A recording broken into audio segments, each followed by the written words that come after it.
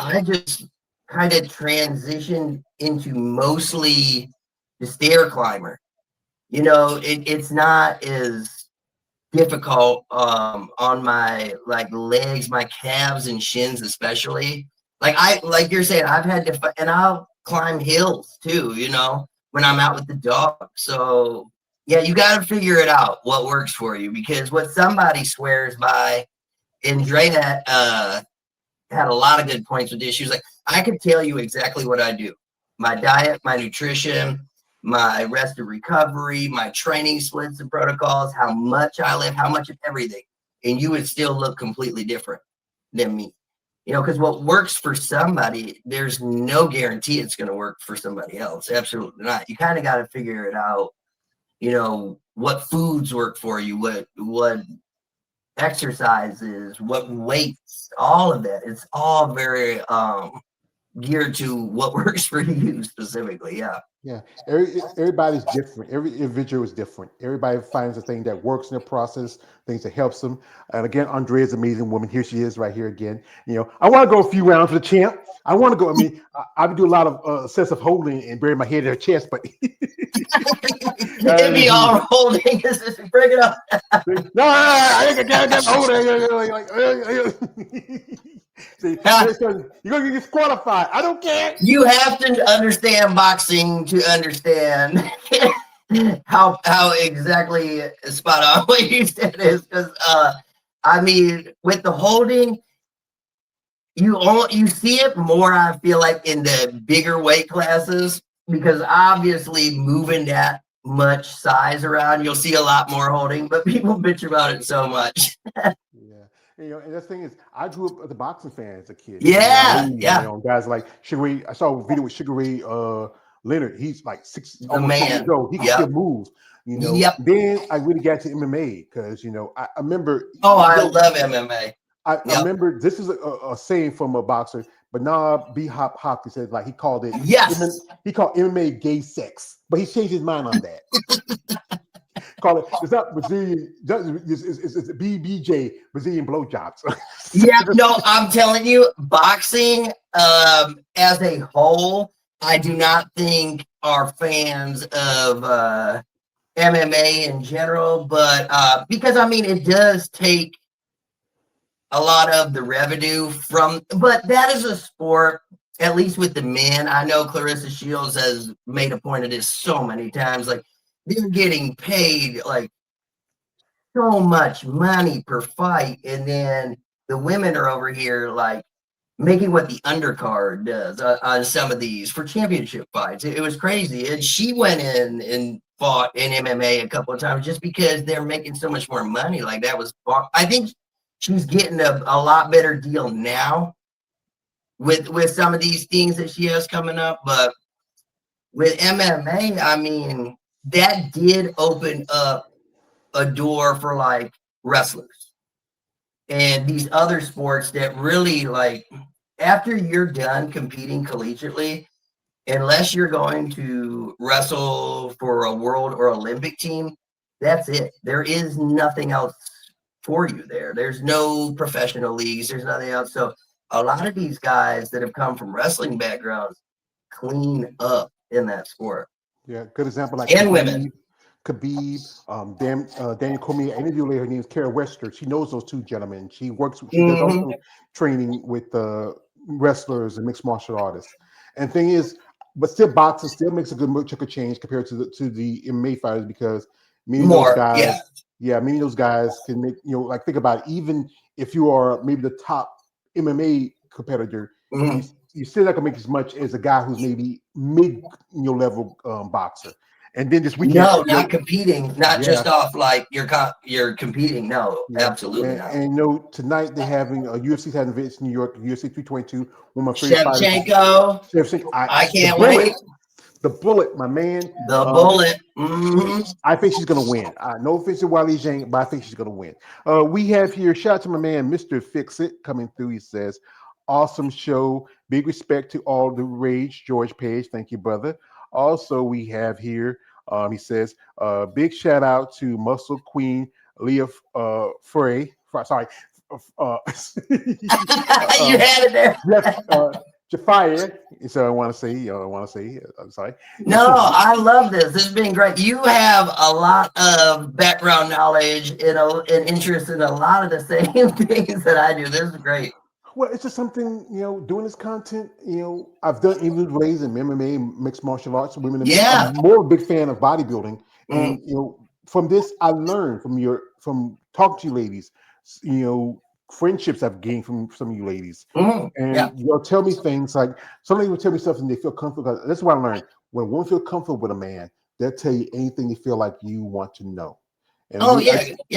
I told it to my man here, KF, that women, when you feel comfortable with you, they'll tell you anything you feel like you need to know.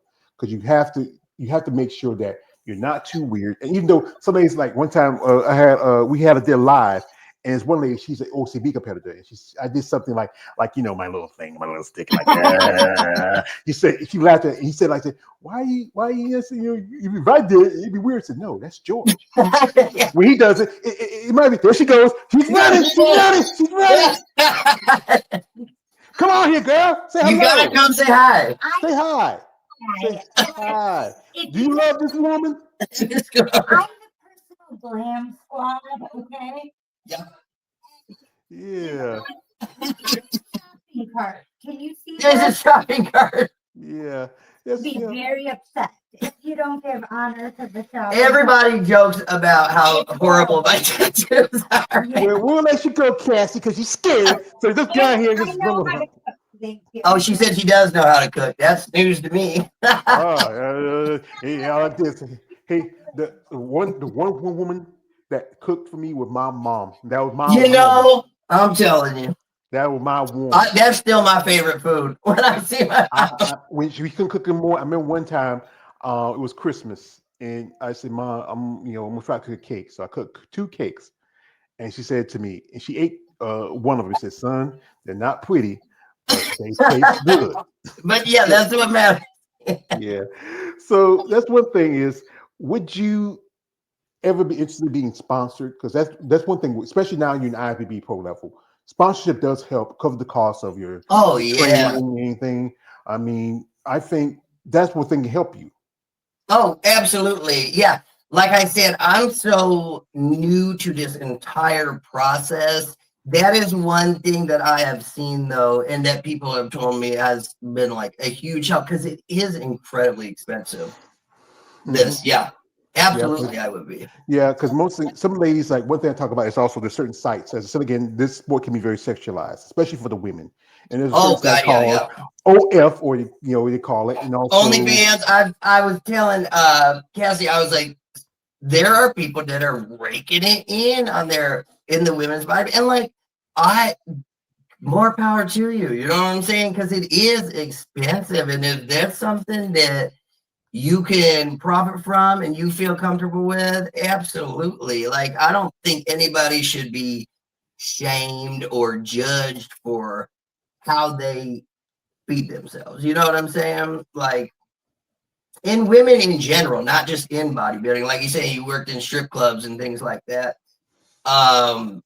If you are a female that has ever struggled with addiction, like it's a proven fact that in these treatment facilities and in sobriety in general, you see a lot more men than women because women are able to stay out there longer because they're able to get money, more consistently and readily than a lot of men. If they're not working, or if you have to commit very obvious, blatant crimes, you're robbing people and things like that, you spend a lot of time incarcerated. But for women with men that will, like, financially back what they're doing, that's why you see a lot less women going into treatment as men. A lot of the facilities you see about 3/4 are men. It's just a fact. Yeah.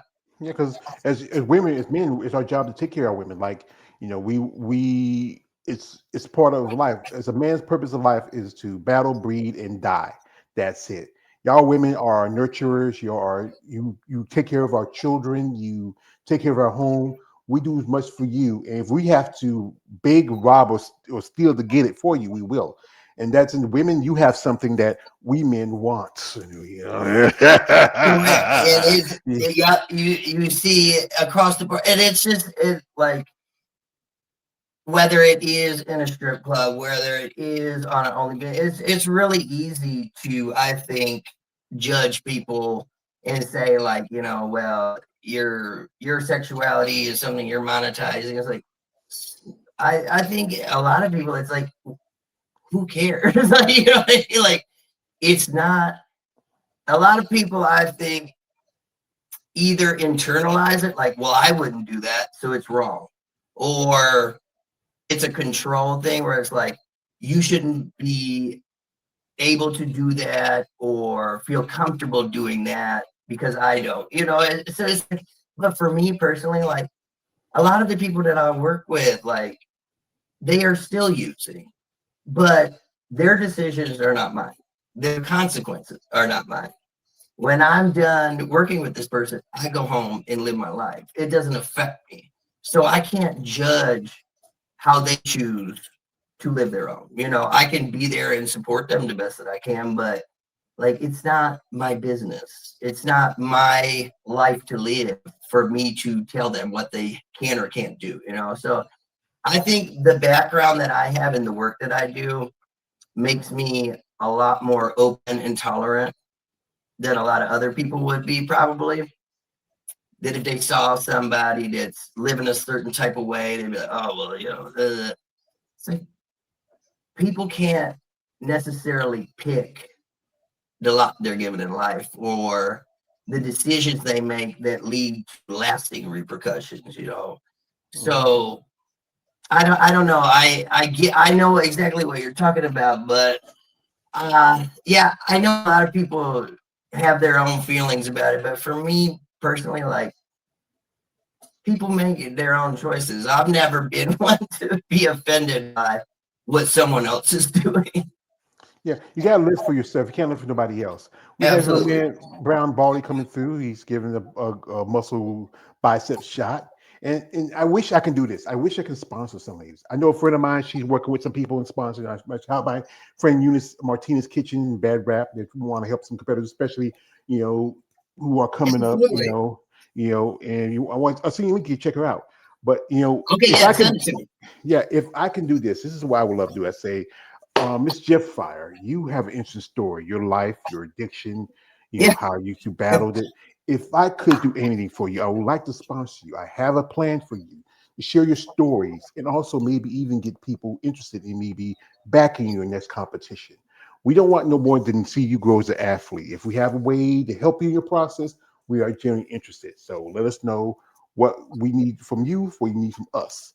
I wish I can do something like that, but I'm broke as a joke.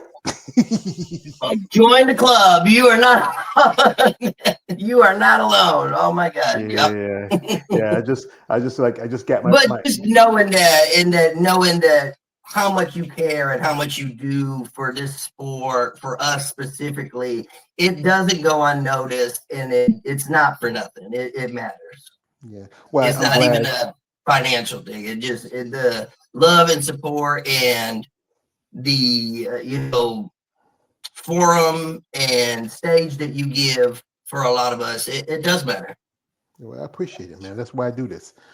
This was something that helped me while I was taking my mom, but now this is my purpose now, to give y'all ladies a voice. And so my man Kia, he does some stuff on y'all ladies too. There's other guys like my man David, he does stuff. There's Female Bodybuilding Channel. There was DJ on the Spot, a couple others here and there. We like to give y'all ladies a voice because everybody's paying attention to like divisions like bikini and wellness. And there's a new division come out called, fit model. Yeah, what is it? Fit model. I interview a couple of ladies who are fit model competitors, but I have nothing against them. I just got issue with their division. That's what I have. Well, yeah, and they do have a lot of bodies. They have a lot of women competing in those divisions, but for me, like for somebody that had never really been exposed to a lot of this or seen or even understood what the different levels were, I had to ask one of the girls in Vegas when I was like, we were out there, because they were running behind while some of the smaller divisions were going. I'm like, what is the criteria with each of these? Like, I did not understand like the difference. Now, wellness, I do understand. Now they have some big wheels, they have legs, but some of the other ones, I'm like, what is the like criteria and what is being judged? Because I really don't understand. I don't necessarily even understand my own to a degree, but with these, it was just like I had no idea really what was what was going on. Well, fit model supposed to be a throwback to when bikini first came in, and that's what, because they're saying the girls in bikini are getting too big, too muscularly developed. God, they were real thin. I couldn't believe how thin some of these women were. But the problem is, after a while, like any division, it's going to evolve. You're not going to keep it in this package forever. And some women would, because one thing I tell you, you can't move over to the division, but it won't take it long before they have to make that decision. Hey, if you want to cross over, you can cross over. And promoters make money from crossovers, because you saw ladies who were doing both divisions. One day I saw physique day I saw and women's bodybuilding. One day I saw who just finally got a pro card, Nina Apafor, aka Nina Beans, beautiful lady. She kind of reminds me of Andrea Shaw Jr. She was with me in Pittsburgh. Yes, she's awesome. I love her. She's sweet. Well, I hope maybe we see her next year. Maybe next year, maybe after next. I think so. Yeah, I think so. Yeah. So I'm not going to hold much too longer, folks. I do appreciate the time you give us, and I hope we're all the best in the future as a competitor. I'm going to ask you just one more question. Mm-hmm. What would you want for yourself out of bodybuilding to your future? It's weird because I had this goal of getting the pro card, and everybody would kind of ask, like, well, what are you going to do next? And but what after that? And it's like, I never let myself go in that space. Like, this is the goal. Until I complete this goal, this is the goal. And after that, then I'll figure it out as I go. But it doesn't really change. I think I want to see what I can do with my body. I want to push my body and see where I can get with conditioning, with size, with presentation, with posing. I think it's like Drea said, like you're evolving, and you said too, like it's never the same package when you go out there. So I really would like to see how far I can get with it. I don't necessarily have a specific plan or a goal. I think it's more of letting my body decide how big I can get, how conditioned I can get. I don't know where I will excel, like what niche my body specifically will have, but I think I can do something. I do know that I can do something. What it is, I don't want to have expectations, but I want to be proud and say I did all I could. I gave it all I could. I got to the pinnacle of what I was capable. But I think as human beings, we really don't realize that threshold is so much higher than what we think we're able to do. Like, my God, just Drena's story alone, how she started in these smaller divisions and didn't have the wins and success that she wanted, and stepped away for like a decade before she came back. And when she came back, look at now, we rewrote the book, So I don't think any of us really know just how high we can jump if we allow ourselves to go. So I don't know what it's gonna look like, but I just want to know that when I'm done, I've done everything that I could. Yeah, like to quote my other guy, says, "I don't have a plan.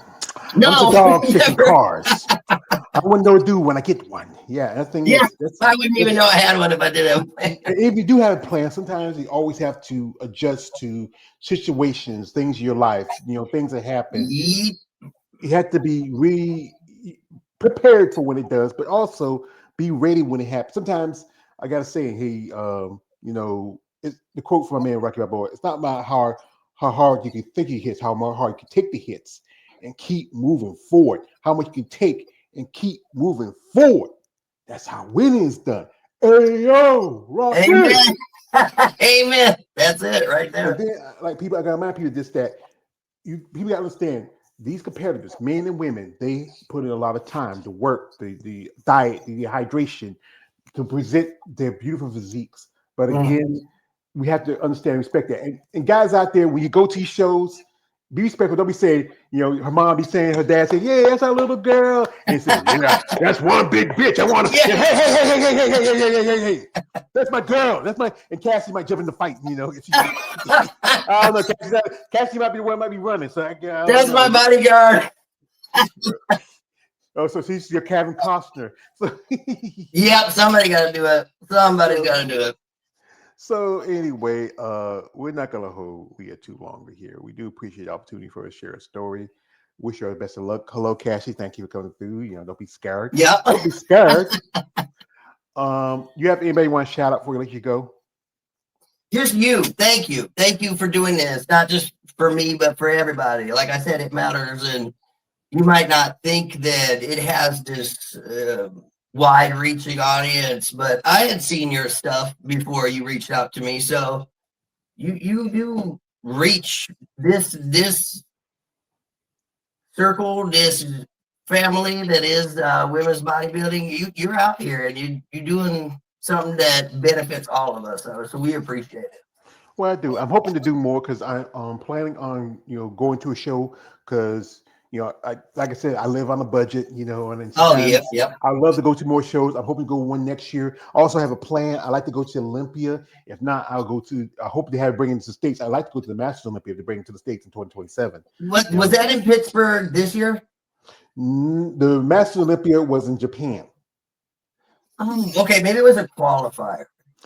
See, because with the Masters World Championships, that's 40 plus. Get you qualified for the Masters Olympia for 2027. Okay. And it's not Olympia qualifier. I don't, Gary Utica could make an Olympia qualifier if he wanted to. I don't know. He's right there. He's one of the capos for the Mannion family. Yeah, it's like I said, Olympia is a friend of mine. He went there. Some ladies went there. I know, and competitors I've done interviews with have done there. I would love to go there in the future. One thing I got to do, two things I got to do is get myself a real ID and get my money up. Because I've never been on a plane. Oh, the real ID. Oh, God, at the airport. Yep. Yeah, I never been on a plane. I'm like Mr. T, like, hey, fool. You're not